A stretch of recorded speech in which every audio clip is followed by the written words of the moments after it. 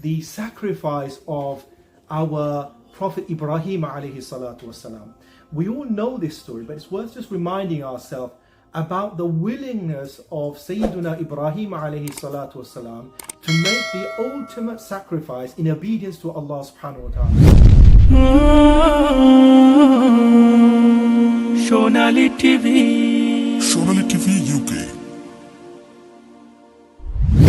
Assalamu alaikum wa rahmatullahi wa barakatuh, dear viewers of Sonali TV UK. Here again, inshallah, to talk to you a little bit about why we as Muslims do the Qurbani. Why are we obliged to make a sacrifice at the time of the second Eid? Now, this is commemorating the sacrifice of our Prophet Ibrahim alayhi salatu wasalam. We all know this story, but it's worth just reminding ourselves about the willingness of Sayyiduna Ibrahim alayhi salatu wasalam to make the ultimate sacrifice in obedience to Allah subhanahu wa ta'ala. The ultimate sacrifice of giving up his son.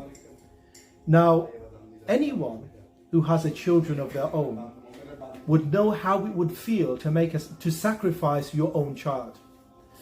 But when that command came from Allah subhanahu wa ta'ala, there was no hesitation in the submission of Ibrahim alayhi salatu wasalam and the young Ismail alayhi salatu wasalam. What did Ismail alayhi salatu wasalam say to the father as a young man? He says, "If'al ma tu'mar," that do as you have been commanded, O father.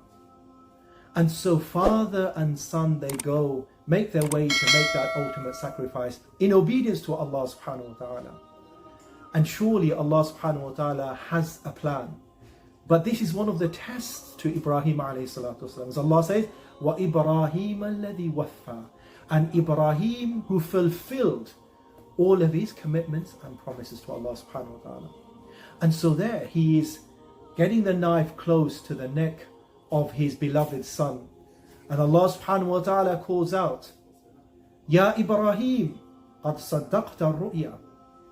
You have really brought truth to your dream. You have fulfilled that dream that was shown to you. وَفَدَيْنَاهُ بِذِبْحٍ عَظِيمٍ.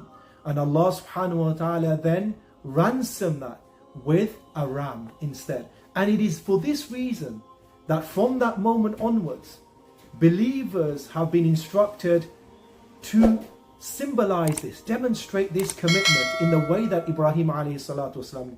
Allah loved that action so much, so that every believer continues to do this at this specific time of this year.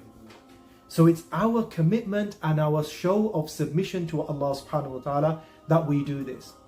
And of course, in this comes many other benefits.